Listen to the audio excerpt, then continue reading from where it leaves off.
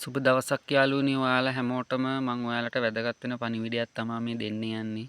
ඔයාලට වැදගත් කියලා හිතෙනවා නම් මේක ෂෙයා කරන්න, කමෙන්ට් කරන්න, සබ්ස්ක්‍රයිබ් කරන්න, ලයික් එකක් දාන්න. යාළුවනේ මේ තියෙන්නේ ලංකාවේ වැදගත්ම වෙන තේ දල්ල ලංකාවේ.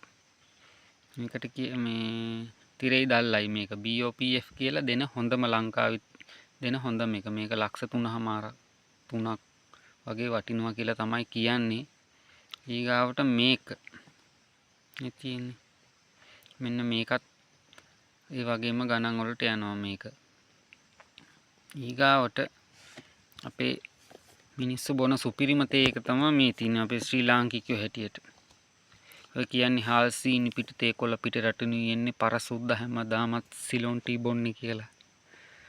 නොක තමයි ඇත්ත අපේ තියෙන රටේ තියෙන සුපිරිම තත්ත්වේ. අන්න ඒ මෙන්න මේවෙන් අපට හම්බෙන දේ සුපිරිම තේ එක අපි බොන.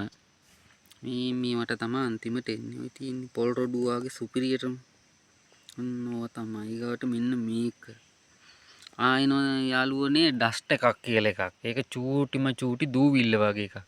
ඕව තමයි මෙන්න මේ ටික තමයි අපේ ශ්‍රී ලාංකිකයෝ හැටියට උදේට ඔය කියන්නේ සුපිරියටම බොන්න පුළුවන් තේ එකක් අර කහට මේ කහට කියලා ඔය දාන්නේ.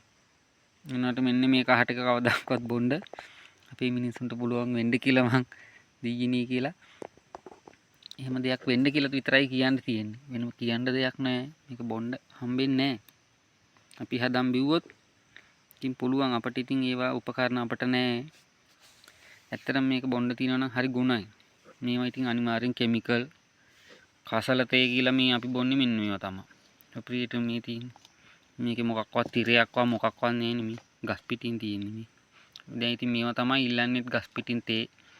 කොළ මේවා ගෙනිහිලා තල්ලා සූපින් තලලා තමයි ඔය අපට හම්බෙන්නේ මේක තමයි වේලලා කරලා පිටරට යවලා ෆැක්ටරි වලින් යවන්නේ මෙන්න මේක. සුබ දවසක් යාළුවනි ඔයාලට එහෙනම්.